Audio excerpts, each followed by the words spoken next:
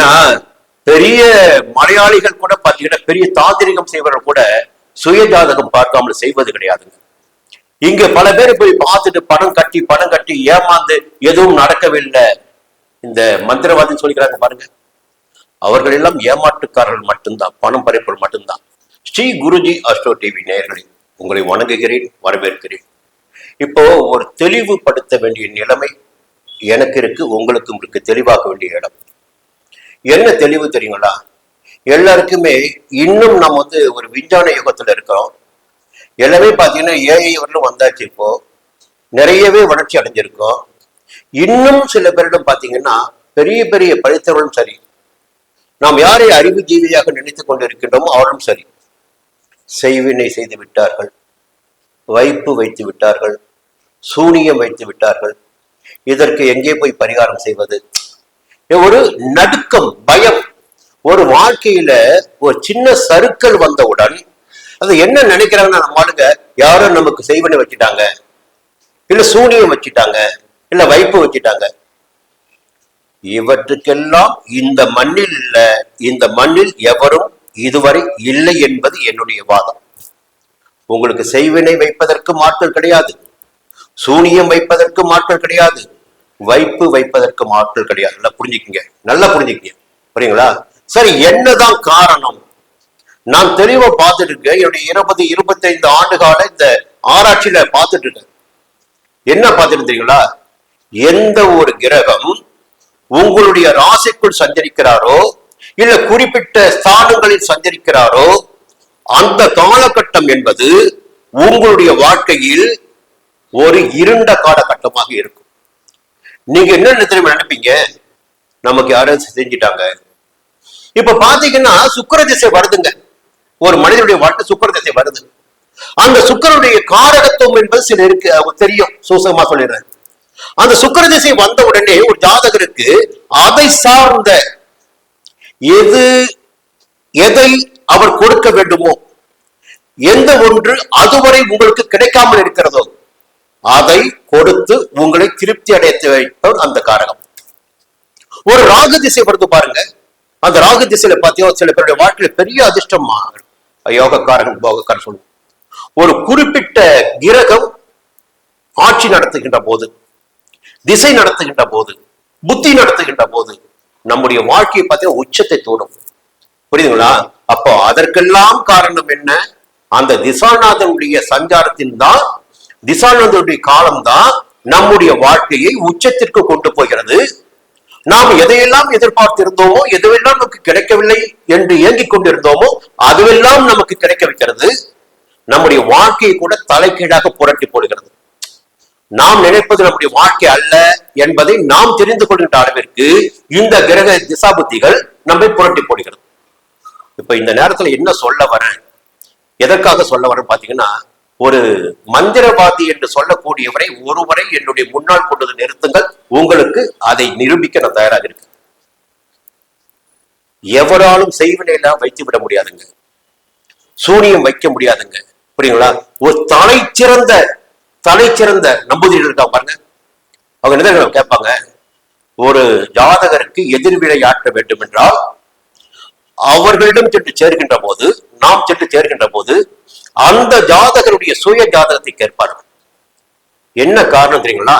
அந்த ஜாதகருக்கு சுய ஜாதகத்தில் நடைபெற்று வருகின்ற திசா புத்தி கோச்சார பலன்கள் சாதகமாக யோகமாக இருந்தால் எந்த ஒன்றையும் அவரால் செய்ய முடியாது. அப்ப எந்த காலகட்டத்தை செய்ய முடியும்? ஒரு மனிதன் எப்பொழுது வீழ்ச்சி அடைகிறானோ, பலவீனம் அடைகிறானோ, அந்த காலகட்டத்தில் தான் அந்த மனிதனை வீழ்த்த முடியும். அப்போ அவனே தானா வீழ்ந்து விடுவான். அதுக்கு செய்வினை தேவையில்லை, சூனியம் தேவையில்லை, வைப்பு தேவையில்லை. இப்ப சின்ன உதாரணத்தை இப்ப நான் பேசுறேன். இந்த ஒரு ஆண்டுகளாக சிம்ம ராசியில் பிறந்தவர்களுக்கு தெரியும் ஒரு கதை. இந்த ஒரு ஆண்டுகளாக கடந்த ராகு கேது பேச்சின் போது சிம்ம ராசிக்குள் கேது எப்பொழுது சஞ்சரிக்க ஆரம்பித்தாரோ அந்த காலத்தில் இருந்து அந்த சிம்ம ராசினர் அனைவருக்குமே வாழ்க்கை என்பது சூனியம் வைத்தது போல மாறி இருக்கும், வைப்பு வைத்தது போல மாறி இருக்கும், செய்வினை செய்தது போல மாறி இருக்கும். அப்போ சூனியமோ வைப்போ செய்வினையோ கிடையாது என்பதற்கு ஒரு அடையாளம் என்னன்னா, இந்த ஞான மோட்சக்காரன் கேது உங்களுடைய ராசிக்குள் சஞ்சரிக்கின்ற போது உங்களுடைய வாழ்க்கை சூனியமாகிவிடும்.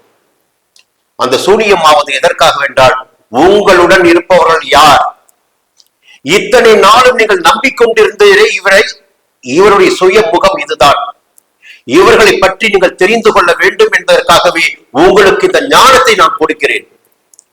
அப்போ அடுத்த காலகட்டத்தில் நீங்கள் வளர்ச்சி அடைவதற்கு, முன்னேற்றத்தை எட்டுவதற்கு எது உங்களுக்கு தேவை என்றால், எதையெல்லாம் நம்முடைய வாழ்க்கையிலிருந்து நீக்க வேண்டுமோ அதையெல்லாம் நீக்க வேண்டும். அதையெல்லாம் நீக்கிவிட்டாலே நம்முடைய வாழ்க்கை முன்னேற்ற பாதையில் நடைபெற ஆரம்பித்துவிடும். இந்த ஞான மோட்சக்காரர் என்ன பண்ண, கெடுத்து கொடுப்பான் கேது சொல்லுவாங்க. அப்ப கெடுக்க ஆரம்பித்து விடுவார். உங்களுடைய ராசிக்குள் சஞ்சரிக்க ஆரம்பித்தவுடன் உங்களை கெடுக்க ஆரம்பித்து விடுவார். எப்பொழுது ஒரு மனிதனுக்கு சோதனைகள் அதிகமாக வருகிறதோ அப்பொழுதுதான் ஞானமே அவனுக்கு பிறக்கும். உதவிகள் கேட்டு சில பேரிடம் போய் நிற்பீங்க, அவர்கள் நீங்கள் பெரிதும் நம்பிக்கொண்டிருந்த அவர்கள் எல்லா வகையிலும் கைவிரிப்பார்கள், காணாமல் போவார்கள். அப்பொழுது உங்களுடைய அதிகாரத்தை பயன்படுத்தி வளர்ச்சி அடைந்தவராக அவர்கள் இருப்பார்களே ஒழிய உங்களுக்கு நன்மைகள் செய்பவர்களாக இருக்க மாட்டார்கள். இப்போ இந்த ஜென்ம கேது வச்சுங்களேன், ஒரு பெரிய ஆட்சி அதிகாரத்தில் இருக்கின்ற ஒரு தலைவருக்கு ஜென்ம கேதுடைய காலகட்டம் ஒருடைய வீழ்ச்சியை கொடுக்கிறது என்றால், ஒரு கிராமத்தில் இருக்கின்ற சாமானிய மனிதனுக்கு பாத்தீங்கன்னா அடுத்த வேலை சாப்பாடு கூட வழி இல்லைங்க, நல்ல வருமானம் வந்துட்டு இருந்தீங்க, யார் கண்பட்டது தெரியலீங்க, சூனியம் வச்ச மாதிரி ஆகி போச்சுங்க, வருமானமே கிடையாதுங்க, வியாபாரம் படுத்த படிக்க ஆகி போச்சுங்க, தொழில் சரியில்லைங்க, முடங்கி போச்சுங்க, இப்படியெல்லாம் புலம்பிடக்கூடிய நிலையில ஜென்ம கேது கொடுப்பார். அப்போ செய்வினையும் கிடையாது, வைப்பும் கிடையாது, சூனியமும் கிடையாது. நம்மை ஒவ்வொரு நிமிடமும், ஒவ்வொரு மாதமும், ஒவ்வொரு வருடமும், ஒவ்வொரு காலகட்டத்திலும் வளர்த்து கொண்டிருப்பவர்கள், மாற்றிக் கொண்டிருப்பவர்கள், நம்மை நடத்தி கொண்டிருப்பவர்கள் எல்லாம் கிரகங்கள் மட்டும்தான். அந்த கிரகங்கள் கோச்சார ரீதியாக சஞ்சரிக்கின்ற காலத்திலும் சில சஞ்சாரங்கள் நமக்கு எதிர்மறையான பலன்களை ஏற்படுத்தி சூனியம் வைத்தது போல நம்முடைய வாழ்க்கையை சுருட்டி போட்டுவிடும்.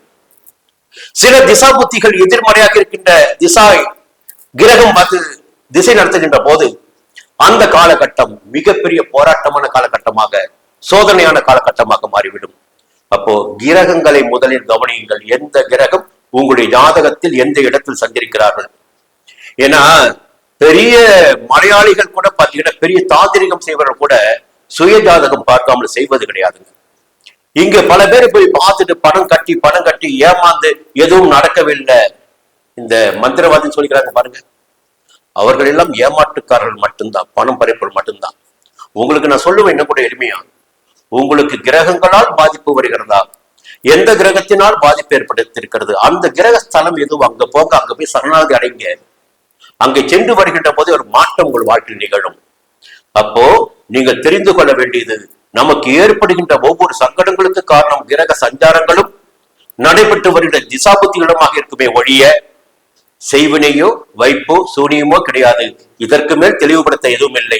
வேண்டுமென்றால் வைக்க முடியும், செய்வினை செய்ய முடியும் என்ற ஒரு நம்பிக்கை எவராவது உங்களுக்கு உருவாக்கினால் அவரை எனக்கு முன்னால் கொண்டு நிறுத்துங்கள், நான் தோலுரித்து காட்டுகிறேன். மீண்டும் அடுத்த பதிவு சந்திக்கிறேன். நன்றி, வணக்கம்.